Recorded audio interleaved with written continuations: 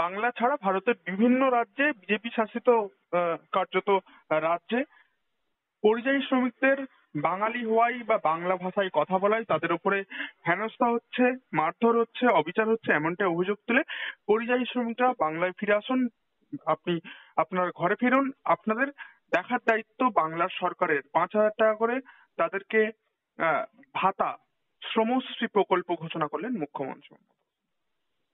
দেখুন, এটা নতুন নয়।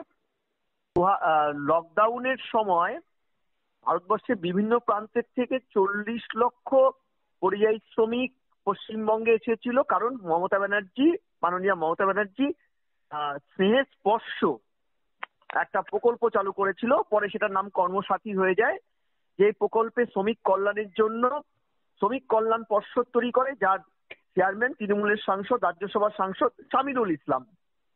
আমি আপনাকে বলছি, দেখুন, প্রথম কথা তো রাজ্য সরকার লাস্ট 14 বছরে ক্ষমতায় আছে। 2023 সালে 27শে ফেব্রুয়ারি ক্যালকাটা হাইকোর্টে একটা সিক এফিডেভিট এর মাধ্যমে রাজ্য যখন জানায় যে তাদের কাছে প্রকৃত মাইগ্রেন্ট আউট, অর্থাৎ কারা এখান থেকে বেরিয়ে গেছে, সেই সংখ্যাটা তাদের এক্সাক্ট জানা নেই। রাজ্য তার প্রোফাইল অনুযায়ী কখনো 40 লক্ষ বলে, কখনো 6 লক্ষ বলে, কখনো আবার বেসরকারি মতে সেটা 70 লক্ষ থেকে 1 কোটি। যাই হোক, সংখ্যাটা একটা বড় অঙ্কের যে মাইগ্রেশন হয়েছে, এবং সেটার কারণ দীর্ঘ পশ্চিমবঙ্গে আগের বাম শাসন, এখন তৃণমূলের 14 বছরের শাসনে এখানে কোনো শিল্প তৈরি হয়নি, বরং তথ্য বলছে লাস্ট 14 বছরের তৃণমূলের শাসনেই 6,688টি কোম্পানি, বড় মাপের কোম্পানি উঠে চলে গেছে। তাহলে কর্মসংস্থানটা কোথায়? আজকে এমন পরিস্থিতি যে তারা যে ফিরবে, আমি আপনাকে বলছি, বাংলা ভাষায় কথা বলার জন্য যে রিসেন্ট বিভিন্ন রাজ্যগুলো, শুধু বিজেপি শাসিত নয়, অবিজেপি শাসিত ইন্ডি জোটের রাজ্য, ইন্ডি জোটের অন্যতম শরিক রাজ্যগুলো, যেমন স্ট্যালিনের রাজ্যে 1 মাসের উপরে বাংলা ভাষায় কথা বলা একজন বাঙালি জেলে বন্দী। মমতা ব্যানার্জি কোনো কথা বলেন না।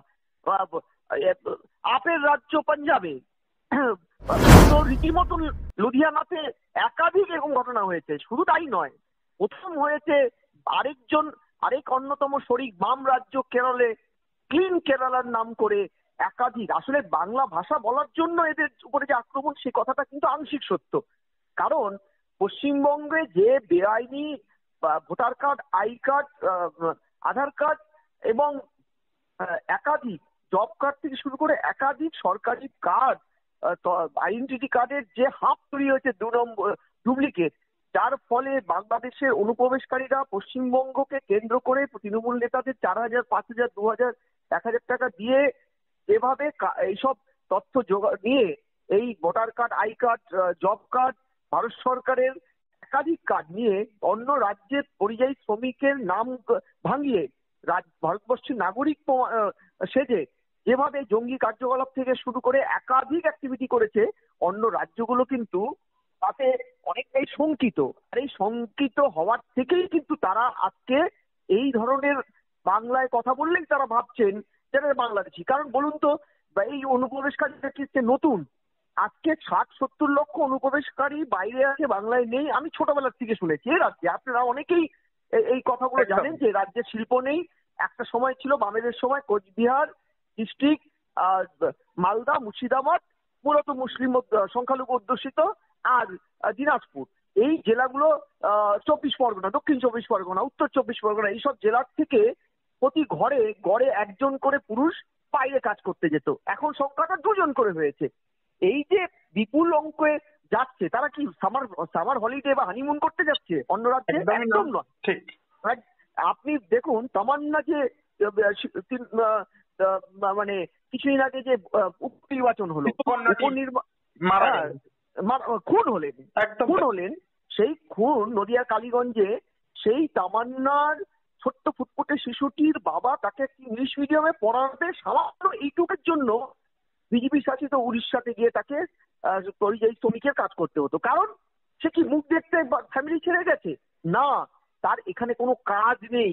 ন্যূনতম কাজ নেই পেট চালানোর মতন, ঠিক ন্যূনতম ঝন্টুবাবু, সেখানেই সব থেকে বড় প্রশ্ন, মুখ্যমন্ত্রী যেখানে বাংলায় ফিরে আসতে বলছে পরিযায়ী শ্রমিকদের, বাংলায় থেকে 1 বছরের জন্য তাদেরকে শ্রমশ্রী ভাতা ঘোষণা করছে, সেই জায়গায় যদি পার্মানেন্ট কোনো সলিউশন বা চিরস্থায়ী কোনো ব্যবস্থা যদি স্থায়ী সমাধান না করা হয় বা সেদিকে যদি না চিন্তা ভাবনা করা হয়, তাহলে পরিযায়ী শ্রমিকদের আগামী দিনেই বা ভবিষ্যৎ কি হবে? এবং যারা বাংলায় থেকেও এখনো ভিন রাজ্যে তার সংসার পরিবার ছেড়ে যেতে পারেনি, এখানেই কোন রকমের সংসার চালানোর মতো দুবেলা দুমুঠো কোন রকমের কাজ চালিয়ে নিচ্ছে, কোনো সময় খাওয়া জুটছে না, তাদেরই বা ভবিষ্যৎ কি?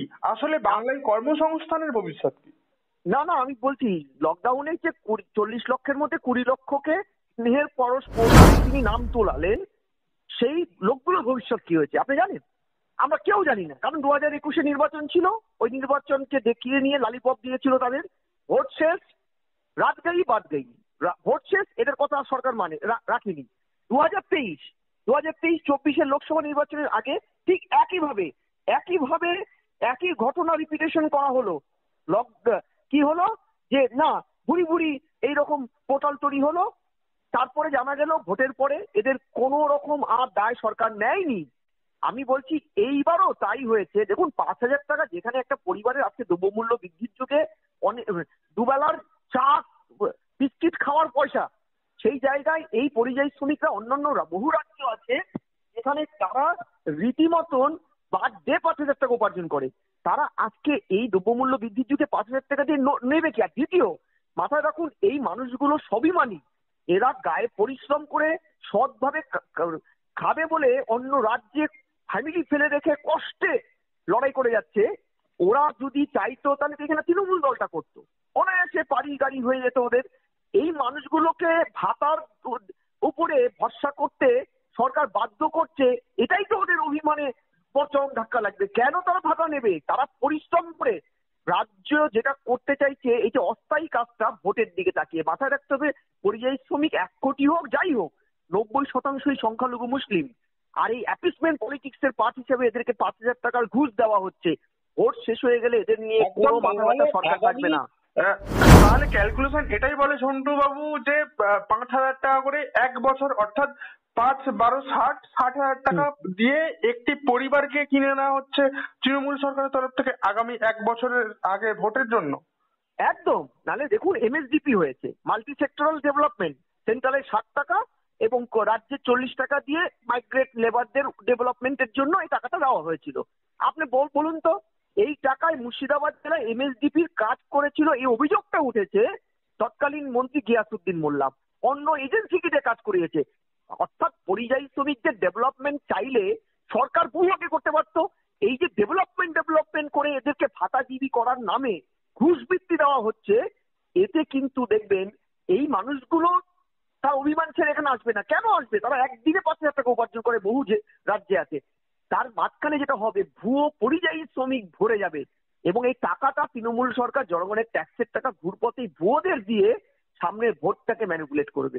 একদম মিলিয়ে নিচ্ছেন লিন, কারণ এ রাজ্যে তো সবকিছুতেই ভুয়ো, ডাক্তার ভুয়ো, ইঞ্জিনিয়ার ভুয়ো, বিধায়ক ভুয়ো প্রমাণিত হয়েছে, ডিএম ভুয়ো, কালেক্টর ভুয়ো। এখন দেখা যাবে ভুয়ো ভোটার, ভুতুরে ভোটার, বাংলাদেশি ভোটার, এবার ভুতুরে ভুয়ো পরিযায়ী শ্রমিক সাজিয়ে টাকাটা তোলা হবে, তুলে নিয়ে সামনের ইলেকশনটা ম্যানিপুলেট হবে। বাস্তবে এদের সমস্যা কোনোদিন কোনো সমাধান এইভাবে হবে না। এদের সমস্যার সমাধান করতে গেলে জব ক্রিয়েট করতে হবে, ইন্ডাস্ট্রি তৈরি করতে হবে। আচ্ছা বলুন তো, মমতা ব্যানার্জি আছে 14 বছর ক্ষমতায়, একটা ইন্ডাস্ট্রির শিলান্যাস করে আরে সেই ইন্ডাস্ট্রির ফিতে কেটেছেন, একটা ছবি বা ভিডিও আপনারা দেখাতে পারবেন? সাংবাদিক তো আপনারা। আসলে যেটা বামফ্রন্ট ক্ষমতার থেকে যাওয়ার আগে একটা স্লোগান তুলেছিল, কৃষি আমাদের ভিত্তি, শিল্প আমাদের ভবিষ্যৎ। তৃণমূল ক্ষমতায় আসার পরে সেই স্লোগানটাকে পাল্টে বকলমে যেটা তৈরি করেছে, কৃষি আমাদের ভীতি, শিল্প আমাদের ভিত্তিপ্রস্তর। এই ভিত্তিপ্রস্তরের মধ্যে দাঁড়িয়ে যারা ভাতাজীবী হতে চাইছে তারা আসবে, তারা সাধারণত আসবে না, তারাও জানে। তাই দেখবেন এত বাঙালি ভাষায় কথা বলার জন্য বিভিন্ন রাজ্যে হেনস্থার পরেও আমরা দায়িত্ব নিয়ে বিভিন্ন নিউজগুলো ধারাবাহিকভাবে লিখে যাচ্ছে, আমরা দায়িত্ব নিয়ে তাদের সাথে যোগাযোগ করে বলেছিলাম পশ্চিমবঙ্গে কি ফিরবেন? বলেছিল না, এখানে জেলে থাকলেও তো ভাত পাবো দুবেলা, পশ্চিমবঙ্গে গেলে তো না খেয়ে মরবো পরিবার নিয়ে, কারণ ওখানে তো কাজ নেই। ন্যূনতম ডেলি ওয়েজটাও ওখানে ভারতবর্ষে সবচেয়ে কম। কেন যাব? বিশ্বাস করুন, চাইলে আমরা আর্কাইভের পর আর্কাইভ দেখাতে পারি তাদের ইন্টারভিউ গুলো, তারা আসবে না। কারণ তারা অভিমানী, তারা পরিশ্রম করে খেতে চায় সততার সাথে। তা না হলে তোরা তৃণমূলটা করতো, বালি কয়লা চুরি করে বহর তো বিয়েতে বড় বিল্ডিং করে সুখে শান্তিতে থাকতে পারতো। তারা কিন্তু ওই পথে যায়নি। ফলে আমি আবারও বলছি, এটা জাস্ট পরিযায়ী শ্রমিকদের নিয়ে রাজনীতি। সামনের ভোটের দিকে তাকিয়ে এদেরকে নিয়ে এদের লালিপপ দেখানো হচ্ছে। ভোট শেষ হয়ে যাবে, এরা এদিকের কাজও হারাবে, যারা ফিরে আসবে ওদিকের কাজও হারাবে। ফলে উহা সংকটে পড়বে এরা যদি ফিরে আসে।